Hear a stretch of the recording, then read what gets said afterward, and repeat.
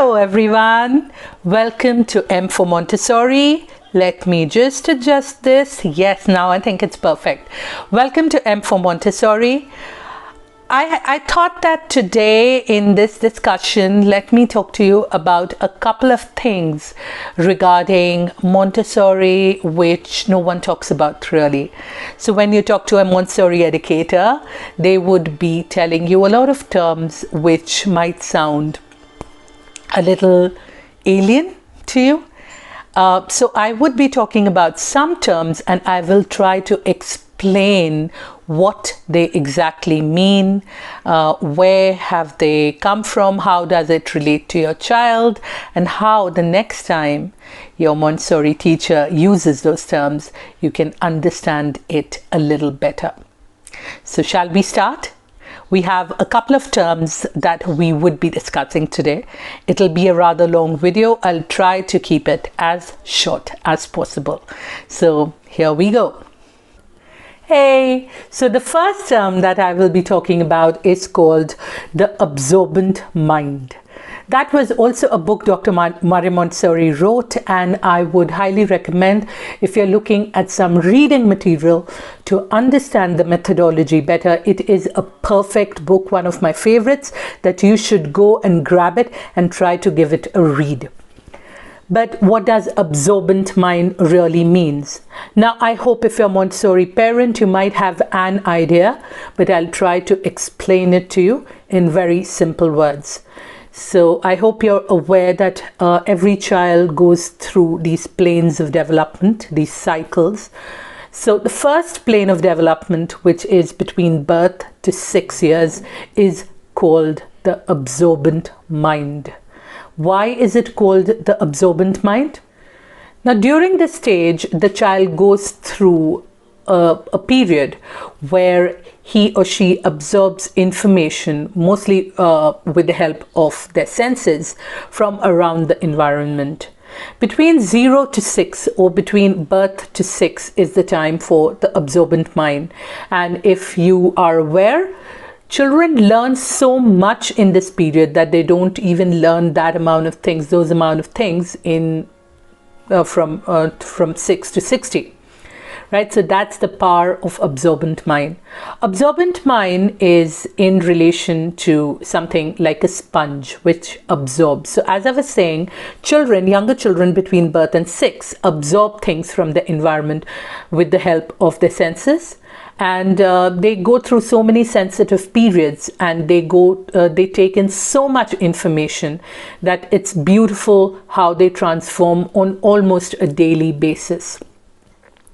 Right, so absorbent mind is divided into two stages. Now, before I tell you the age, which is the average age, please understand each child is different and each child follow his or her own paths.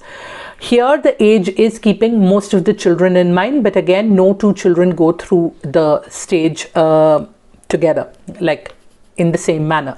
There would be little differences here and there. Between birth to 3 is the period for non-conscious absorbent mind, where, now I'm saying non-conscious and not unconscious. Non-conscious means they absorb or take in things without putting any mind or any thought into it. So if you speak in slangs and use bad language in your child's environment, they will pick it up without any understanding of good, bad, or any understanding of repercussions.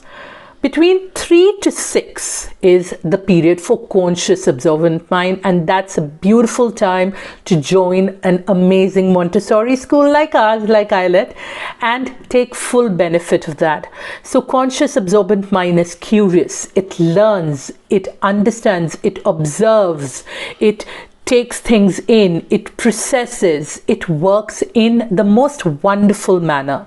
So that's what absorbent mind refers to in the Montessori methodology.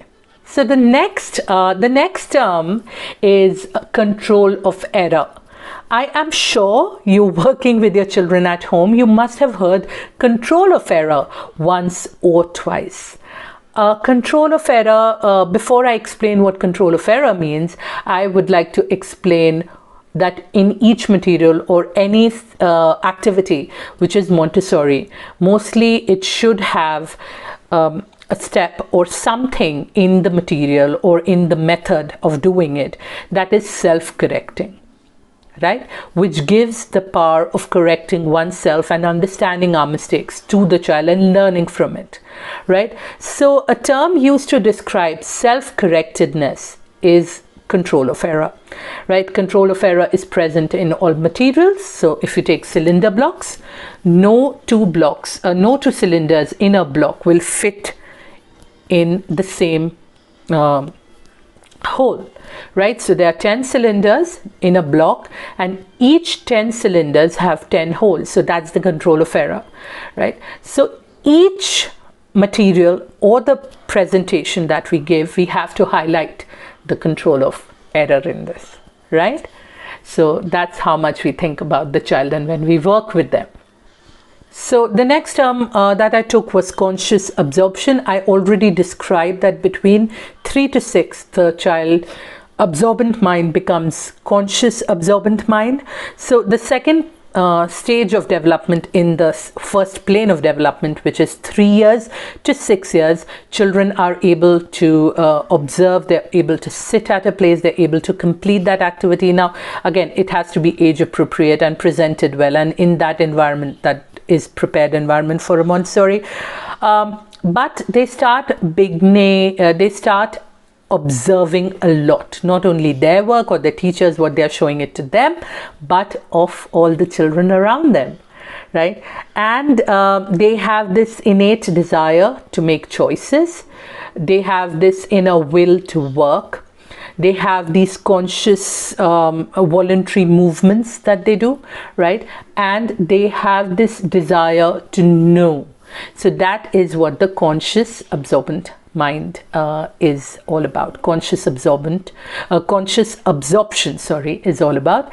And again, conscious mind is where the mind is aware that they are learning and the process is happening, though it's not literally like aware, but they know that they need to learn and the process needs to, they can ask questions, they need to observe. So need to know, but they can observe and they love observing, right? So we talked about absorbent mind, we talked about control of error, we talked about conscious absorption. A very beautiful term that is a favorite of mine is cosmic education. A Montessori approach that develops the awareness of the know-how in the child that everything in his or her surroundings is he or she connects with that, and he or she develops an understanding of that particular thing, forming a harmonious whole. So be it a child learning about the world, be it a child learning about numbers or language, it's the complete whole, the complete education, the whole full education is called cosmic education, and they are contributing in the complete development or the whole development of the child, and not just academic development of the child.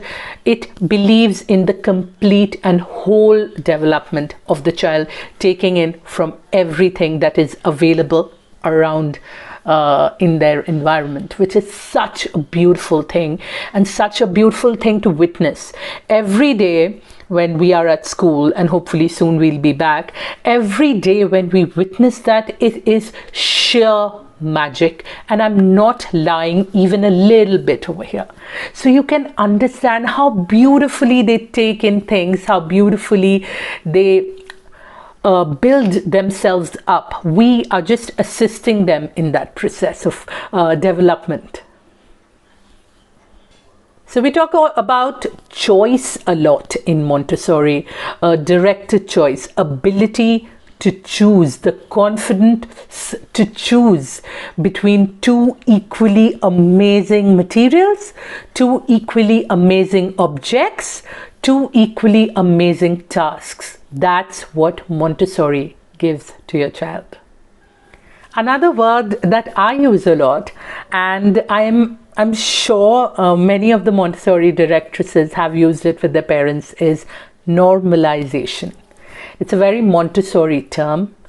It's a term which talks about when the child is able to focus for long periods of time, is able to pick up, choose a work which is good for his own development, is able to do it in a manner which is amazing, which is perfect, is able to, when the child works with concentrated attention on that particular task, and he or she feels satisfied or completely amazed by that. So there are a lot of things here. We talk about focus, we talk about will to pick up that material, we talk about voluntary movements, we talk about when the child is focused completely to that work, and when that sense of satisfaction creeps in. That's very important when the child works in a Montessori, and we call that they have become normalized, or they are close to normalization. It is so beautiful to witness a 2-year-old, 2.5-year-old when they join Montessori, and when they graduate at 5.5, it is amazing. It is so beautiful to see them transition from little individuals coming with uncomfortable steps and glancing here, there, some of them with tear-filled eyes, some of them scared, and then when they go out, when they graduate, they are confident, they ask questions, they want to work, they want to know, they want to learn. It's just so amazing to witness that process and that growth of the child, and it's a very Montessori thing that does not happen in regular school environments. Okay, so we talk a lot about planes of development. Now, planes of development, according to Dr. Montessori, is how the child develops, what are the needs of the child, and on basis those needs, the method was changed or developed, right? So we have the first, which is the absorbent mind between birth to 6.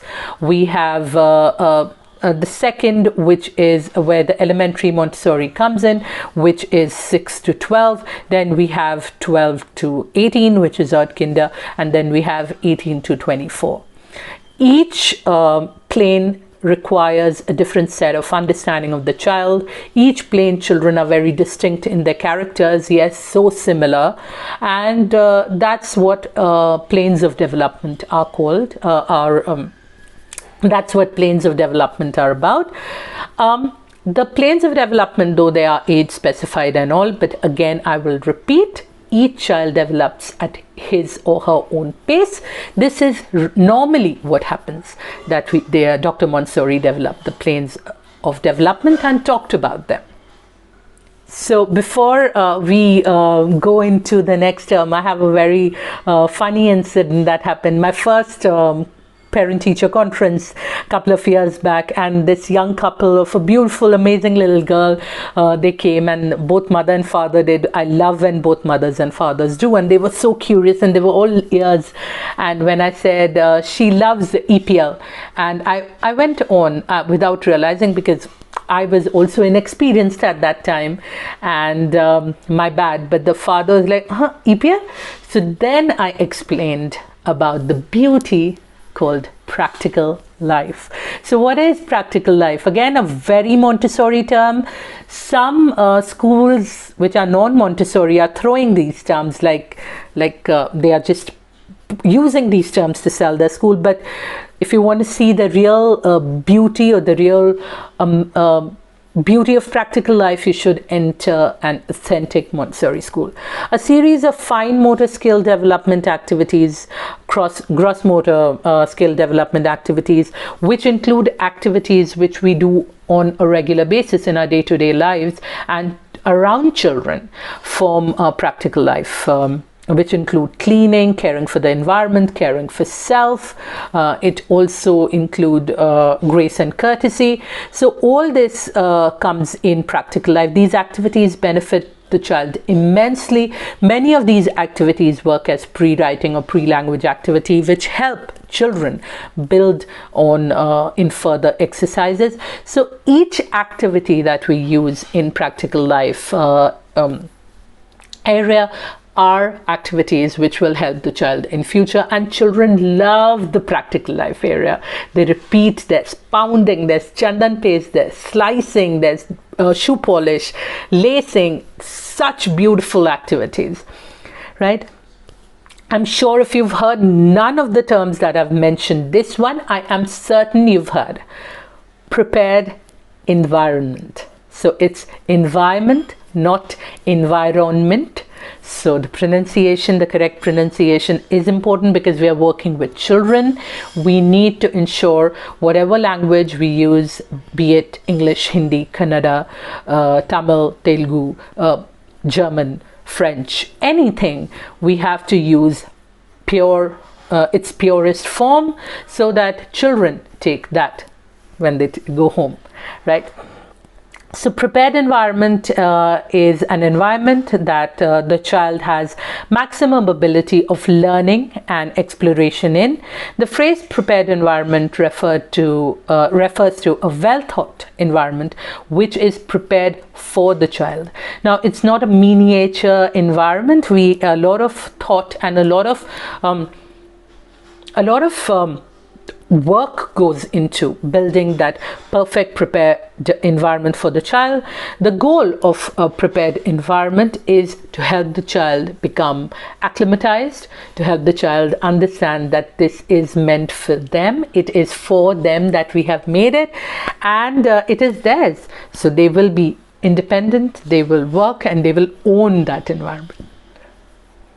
Sensitive period, another beautiful term. It is something that is again very Montessori. So these periods are, there are a list of sensitive periods. I'll link it in the description box below. So in the first plane of development, there are many sensitive periods that happen. And if we tap that sensitive period, and if we understand, the learning of the child happens very effortlessly and beautifully. Dr. Montessori, I like to quote Dr. Montessori. She said, I might have a word here or there, but I'll tell you the crux. Please excuse me. So she said, sensitive period comes for a short duration of time, but it stays for a lifetime. So yes, it comes for a short duration of time, but it stays for a lifetime. I wouldn't say anything else about sensitive period. If you want to read more, I can share some link. Do write in the comments below. So the last one is the most beautiful. In fact, all of them are beautiful, but again, another beautiful term. Whenever you see a Montessori child who is at home, you will never hear him or her that they were playing in school. It's not a play school. It's work. Whether they do practical life, sensorial, maths, language, everything is work, because they concentrate, they sit on a place, they respect the material, they respect the surrounding, they work with as much concentration and attention and focus as we adults do. So it'll be disrespectful to call that playing. Even when they roll a chapati or do some activity with Play-Doh, it's work, and it's very serious. Dr. Maria Montessori said, play is the work of the child.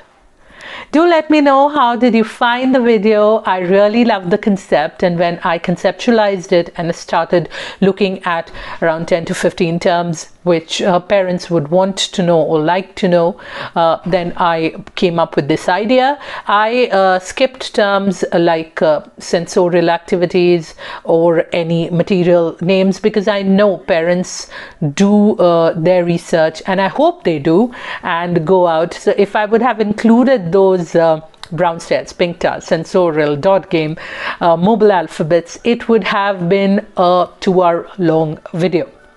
So I didn't want to do that. I wanted to avoid it. It's still around 20 minutes.